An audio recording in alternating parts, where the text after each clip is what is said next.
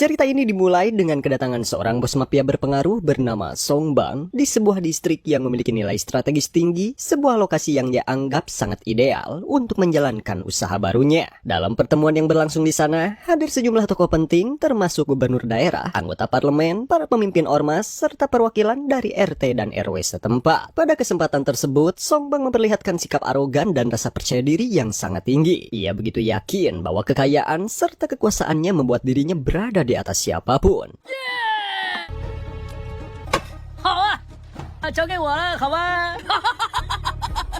Keberaniannya melampaui batas ketika ia secara terang-terangan menunjukkan rasa tidak hormat kepada gubernur, bertindak sesuka hati tanpa memperhatikan etika maupun norma sosial yang berlaku. Dengan ambisi yang tak terkendali, Song Bang bertekad menguasai distrik tersebut, memastikan bahwa seluruh pejabat pemerintahan tunduk di bawah pengaruhnya, termasuk anggota parlemen yang telah menerima amplop tebal berisi uang suap darinya.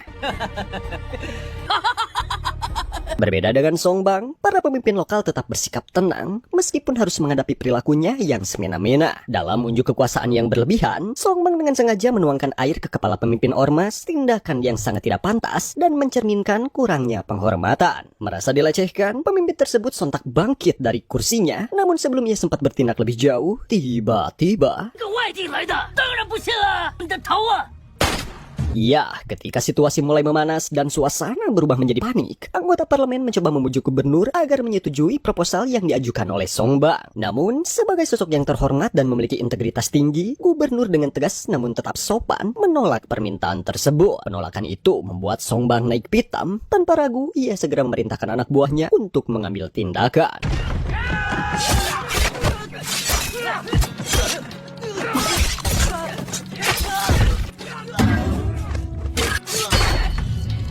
Namun ternyata, itu bukan satu-satunya yang telah mempersiapkan diri untuk kemungkinan buruk. Gubernur telah membawa seorang ahli bela diri andal bernama Satria Bergitar yang dengan mudah mampu mengalahkan beberapa anak buah Song Bang.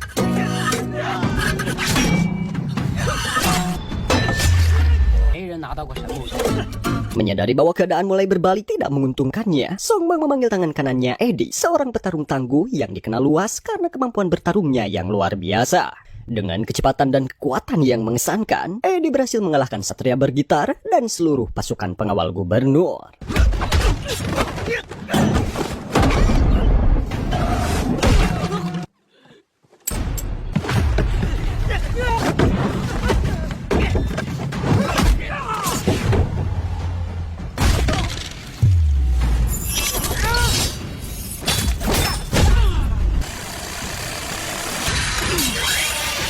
Setelah memastikan kemenangannya, Eddie dengan tenang mencuci wajahnya menggunakan air es. Sikapnya yang dingin dan tenang menimbulkan rasa takut di antara anak buah gubernur yang masih tersisa.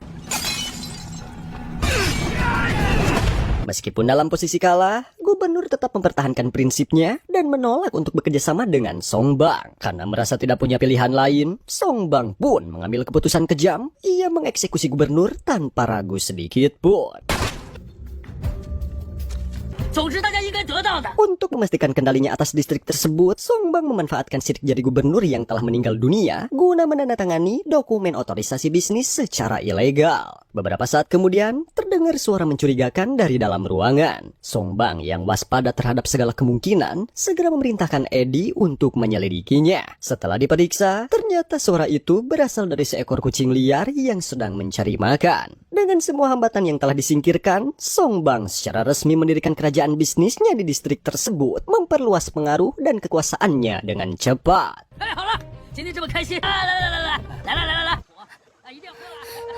15 tahun kemudian, cerita beralih kepada seorang pemuda bernama Swan, sosok kuat dengan gaya bertarung yang mengesankan. Tanpa sepengetahuannya, Eddie memperhatikan keahlian bertarung Swan dan tanpa ragu merekrutnya sebagai tangan kanan yang baru.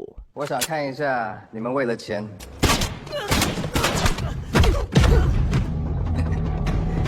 叫什么名字？苏啊， Di sisi lain, Songbang yang kini menjadi sosok paling ditakuti dan memiliki pengaruh besar, menerima kunjungan dari seorang rekan bisnis penting yang datang dari luar negeri. Pria tersebut, layaknya si Songbang, juga bersikap semena-mena. Ia menaruh minat pada salah satu pelayan wanita milik Songbang. Tanpa adanya perlawanan, pria itu membawa sang pelayan pergi. Wanita tersebut pun tidak memiliki pilihan lain selain menuruti kehendaknya. Beberapa waktu kemudian, Eddie dan Swan menjalankan sebuah misi untuk bertemu dengan seorang pembisnis yang kebetulan merupakan rival lama dari Songbang. Mereka datang sambil membawa sebuah koper. Tanpa diduga, isi koper tersebut ternyata adalah wanita simpanan milik si pebisnis yang membuat pria itu merasa sangat dipermalukan di hadapan para koleganya. Tak lama berselang, Songbang pun datang dengan niat mengambil alih wilayah yang dikuasai si pebisnis. Ketika tawaran itu ditolak secara tegas, Eddie maju dan memberikan ancaman. Akibatnya, Eddie dikepung oleh para anak buah si pebisnis dan terpaksa melarikan diri melalui jalanan kota.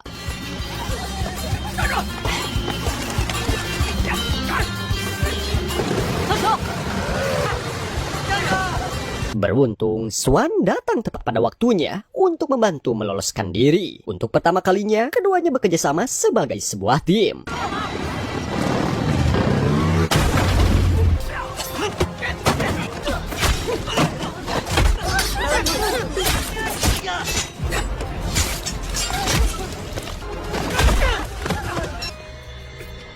Namun, dalam hati Swan tersimpan kebencian mendalam terhadap si pebisnis. Ia begitu bertekad untuk membunuhnya. Menyadari niat tersebut, Eddie berusaha menghentikannya. Namun peringatan itu diabaikan begitu saja.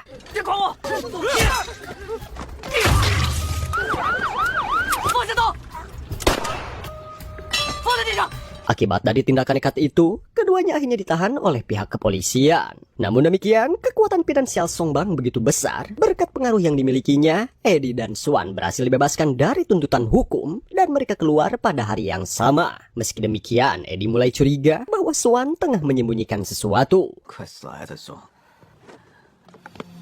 进来吧。 Ternyata benar, Swan mengalami luka cukup serius akibat perkelahian sebelumnya. Tanpa pikir panjang, Eddie membawanya menemui Iis, seorang ahli pengobatan tradisional yang juga merupakan istrinya. Yang menarik, Swan menolak diberikan obat penghilang rasa sakit dan memilih untuk menahan lukanya dengan kekuatannya sendiri. Keputusan ya, yang membuat semua orang di sana heran dan bertanya-tanya. 不用，我刺起来就可以。你乱动我很难缝的，不痛吗？ 我先走了，顶不住。 Keesokan harinya, Eddie memperkenalkan Swan kepada Songbang sebagai tangan kanan barunya. Namun, dalam momen itu, tampak tatapan tajam dari mata Swan yang sulit diartikan saat menatap Songbang. Apapun yang sedang dipikirkan, satu hal yang pasti, Swan ini adalah orang yang sangat pandai menyimpan rahasia. Beberapa waktu kemudian, di atas sebuah kapal pesiar mewah, Songbang tengah bersiap untuk membagi keuntungan dari bisnis ilegal yang ia jalankan. Dalam pertemuan itu, ia mengumumkan bahwa setengah dari hasil akan diberikan kepada siapapun yang berhasil menyelesaikan sebuah tugas khusus. 我要用100万的饵，谁去？我去。 Sebagian besar anak buah tampak ragu-ragu, namun Swan maju dengan penuh keberanian dan secara sukarela menerima tugas tersebut. Keputusan sepihak dari Swan membuat Eddie merasa marah besar. Baginya tindakan Swan terlalu gegabah dan sembrono. Perdebatan sengit pun tak terhindarkan antara keduanya meskipun tidak berlangsung lama. 你很想死吗？你知道六一四是谁吗？作业是被吃的。今晚坐船走。 Adegan kemudian berpindah ke sebuah klub malam yang terletak di dalam pesawat dan dijaga ketat. Swan dan Eddie tiba di tempat untuk menjalankan misi dari Songbang merebut kiriman barang selundupan milik sebuah geng lokal. Mereka pun membagi peran. Swan masuk ke dalam klub untuk menciptakan pengalihan, sementara Eddie bergerak ke arah truk untuk membawa barang selundupan. 宋老板看不起我，小朋友。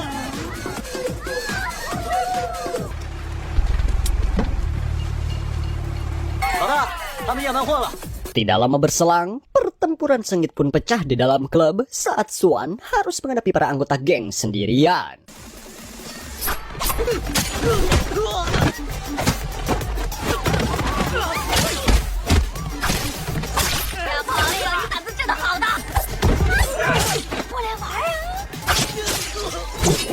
Di sisi lain, Eddie pun berhasil mengambil alih truk sesuai rencana. Namun, pertempuran yang tidak seimbang membuat Swan terluka cukup parah. Di saat kritis, Eddie datang tepat waktu dan berhasil menyelamatkannya.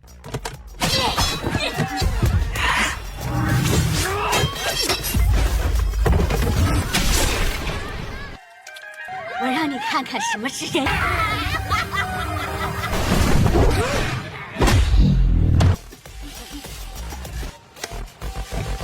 Bersama, mereka mengalahkan para gangster dan menyelesaikan misi dengan sukses. 又来一个找死的！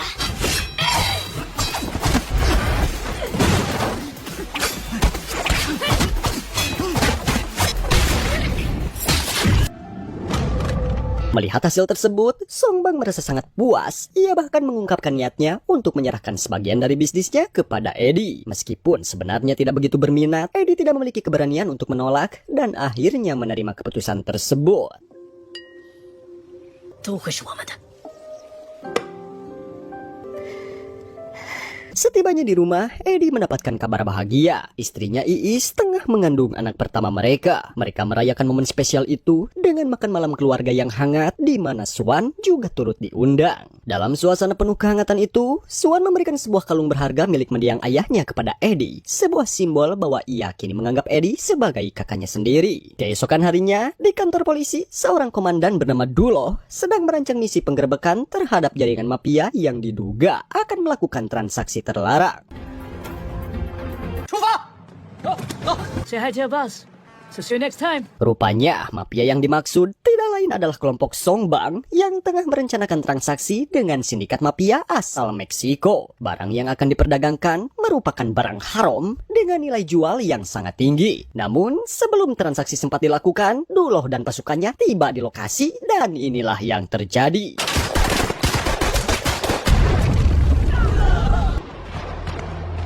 Dalam baku tembak yang berlangsung sengit, polisi berhasil menumpas sebagian besar anggota mafia asal Meksiko. Sementara itu, Songbang berhasil lolos dan melarikan diri melalui jalur belakang. Namun, saat hendak kabur lebih jauh, tiba-tiba Eddie muncul dan menodongkan pistol ke arah Songbang. Ternyata, selama ini Eddie adalah seorang polisi yang menyamar dan bertugas sebagai mata-mata dalam organisasi Songbang. Memang sangat plot twist ya, guys. 忍不住了。 小哥， Ketika Eddie masih menyongokkan pistolnya, tiba-tiba saja Swan mengangkat senjatanya dan menembak Eddie hingga tubuhnya terjatuh ke dalam sungai dan hanyut terbawa arus.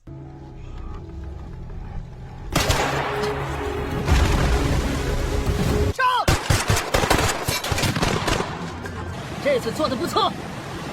Dengan kematian Eddie, Swan pun menjadi kandidat utama untuk menggantikannya sebagai tangan kanan Songbang. Dalam sebuah percakapan di atas perahu yang sedang melaju, Songbang mulai mengorek latar belakang dari garis keturunan Swan, berharap bisa memastikan kesetiaan anak buah barunya agar tidak mengalami pengkhianatan lagi. 我说他是卧底，那你是说我看错人了？ 你可以杀了我，如果我说的是错的，但如果我说的是对的，我们全部都得死。 小子， Namun, kejutan kembali terjadi ya guys. Saat Songbang lengah, Swan tiba-tiba mencekik pengemudi perahu dari belakang. Aksi itu membuat perahu kehilangan kendali dan menghantam tepian sungai hingga mereka semua terlempar.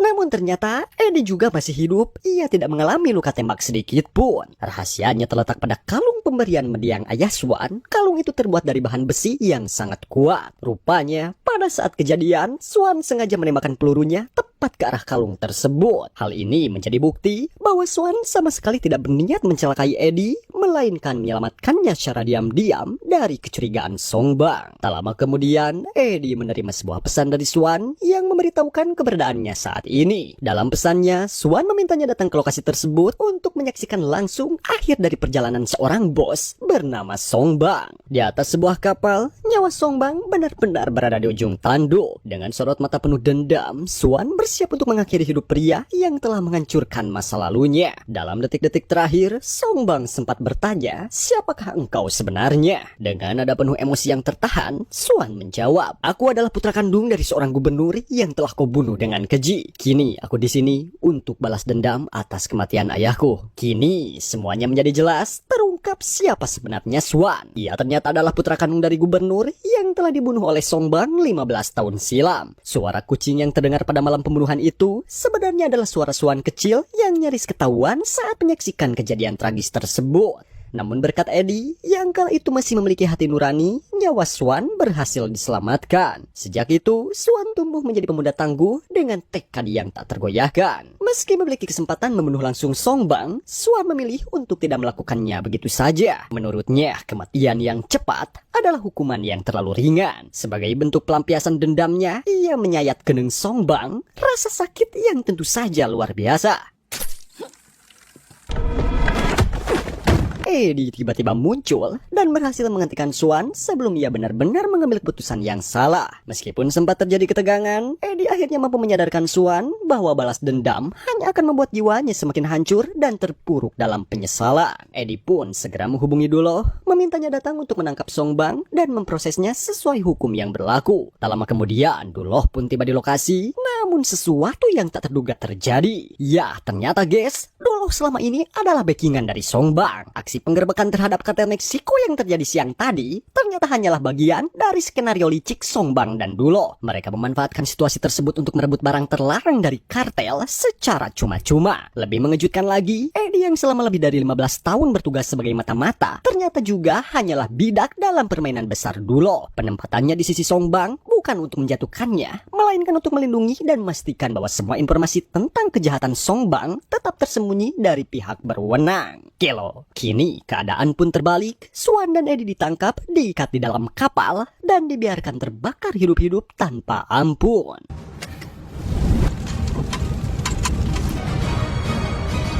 2 jam kemudian, seorang warga mendapati 2 pria tak sadarkan diri terkapar di dalam rumahnya. Ternyata mereka adalah Eddie dan Swan yang secara ajaib berhasil selamat dari kebakaran hebat di kapal. Tanpa membuang waktu, warga tersebut segera membawa keduanya ke rumah sakit untuk mendapatkan penanganan medis yang intensif. Sayangnya, nyawa Eddie tidak dapat diselamatkan. Ia dinyatakan meninggal dunia akibat luka bakar parah yang dideritanya di seluruh tubuh. Sementara itu, Swan berhasil bertahan, namun wajahnya mengalami kerusakan serius akibat luka bakar yang dalam. Dalam situasi darurat, tim dokter bedah mengambil keputusan ekstrim memindahkan wajah Eddie ke tubuh Swan demi menyelamatkan nyawanya. Dengan demikian, sosok Eddie yang akan terlihat oleh dunia nantinya sebenarnya adalah Swan yang kini mengenakan wajah baru. Di saat yang sama, tersiar kabar bahwa Songbang tengah mencalonkan diri sebagai bupati sebagai langkah strategis untuk memperluas kekuasaan dan pengaruhnya. Tak ingin tenggelam dalam kesedihan dan duka, Swan segera bangkit dan mulai melatih kembali kekuatan fisiknya.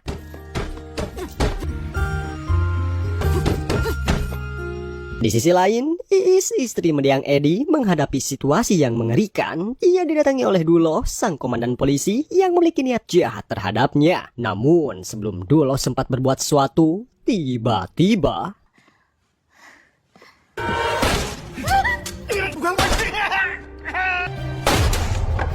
Ya, Swan datang tepat waktu. Tanpa ragu ia menembak kedua kaki Duloh satu persatu. Mengira bahwa yang datang adalah Eddie, Duloh sempat merasa yakin bisa membujuknya. Tapi ia salah besar, yang berdiri di hadapannya bukanlah sosok yang bisa dibeli atau digoyahkan. Setelah menuntaskan urusannya dengan Duloh, Swan mengajak Iis berbicara di pinggir sungai. Dengan suara tenang, ia mengungkapkan kebenaran bahwa dirinya bukanlah Eddie, melainkan Swan. Ia mengakui bahwa Eddie telah tewas dalam kebakaran dan wajah yang kini ia miliki adalah milik sahabat sekaligus kakaknya sendiri. Dengan penuh ketulusan, Swan memohon restu dari Iis bukan sebagai pewaris wajah suaminya, tetapi sebagai saudara yang ingin membalaskan dendam atas kematian Eddie, seorang yang telah dianggapnya sebagai keluarga sejati.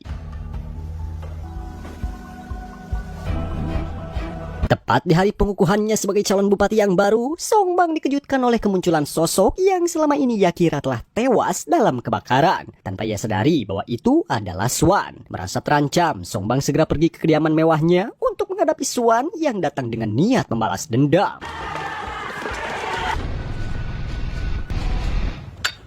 Setibanya Swan di lokasi, Songbang yang pengecut langsung melarikan diri ke lantai atas, menyerahkan semua urusan kepada para panayagannya. Mereka mengira Swan akan gentar, namun apa yang terjadi justru sebaliknya.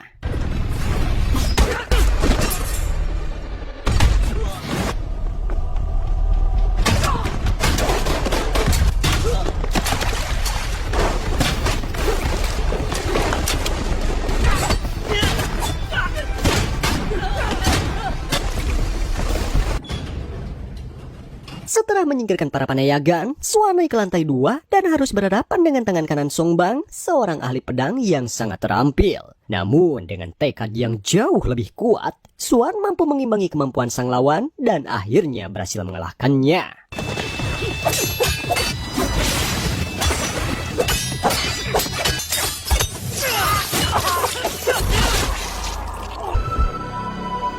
Kini saatnya Swan menghadapi Songbang secara langsung. Namun tiba-tiba dari belakang Songbang menembak kedua kaki Swan hingga ia terjatuh dan terkapar. Saat Songbang mendekat, Swan dengan sisa tenaganya berhasil menikam perut Songbang menggunakan pisau. Meskipun luka itu cukup dalam, nyawa Songbang belum juga lenyap. Ketika Swan berusaha bangkit dan mendekati Songbang, Songbang kembali menembaknya hingga Swan akhirnya tewas.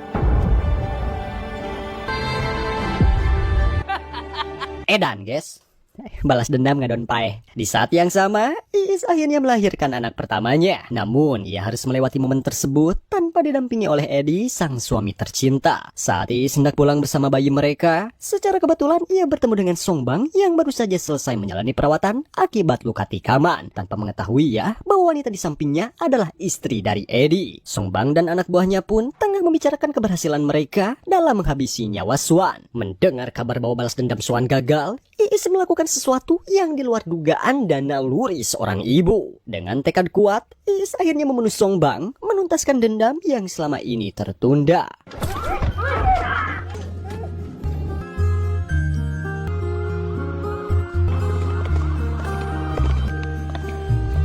Ya, memang takdir berkata demikian. Payah namaku si Iis. Tamat.